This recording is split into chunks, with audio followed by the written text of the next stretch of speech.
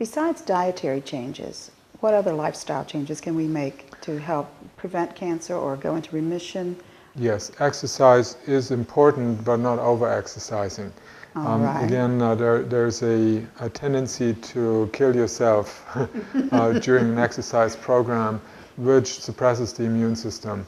It was found that if you exercise in a way that gets your heartbeat moving very quickly, and then you relax for, let's say, you do that for 1 minute, and you relax for another minute or two, and then you raise your heart again. Then with doing that 2, 3, 4, 5 times, it's like interval training, is that what that's called? And it's you find that people who are like short distance runners, they have the healthiest hearts and the healthiest lungs, and they have good muscle tone, so they are much better and they're healthier than the people that are long distance runners that have diminished lung capacity. Their hearts literally shrink, and their lungs becoming smaller.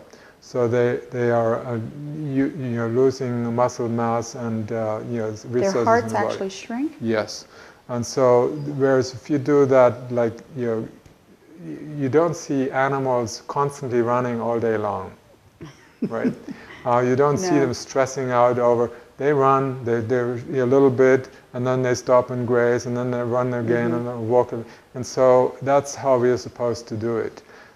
We have used exercise as a way to burn off calories, as if that is a solution to our health problems and the obesity problem in this country, at a time when 60% of the people are overweight or obese. That has to do something with the foods we're putting in, less to do with the exercise. You don't need to over-exercise to be healthy.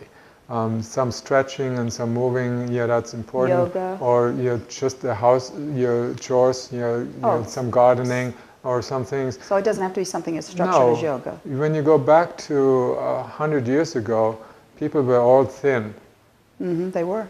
You go to Asia, or when I lived in India, I didn't see an obese person in '83. It has changed now in the big cities, because McDonald's, fast food restaurants, and new lifestyles, no more time for eating, sitting down and eat. Now you have to do that, get a sandwich, eat it while you drive.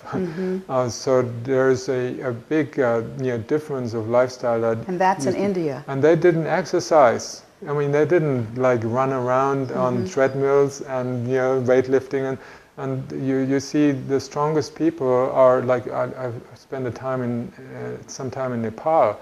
I saw an old woman going up with a load of rocks or water, going up the hill, steep hill, for hours. Sometimes they had to go just to get water. And so they're so strong, 80 years old, and they carry this thing. I couldn't lift their bag. So you see the energy that is running through people's bodies is so much more than it is today. So it's the congestion that causes an energy deficit, that the energy can no longer move throughout the system, and at a later stage we may be able to talk about what causes that. So exercise, but not going at it 110%. Normal, intermittent, moving around. Yes. Aerobic exercise has now shown to be a leading cause of injury, internal and injuries to muscle, because you overstretch. The body is not supposed to work out so hard that you damage the body. You think of all those gurus out there, all those exercise gurus.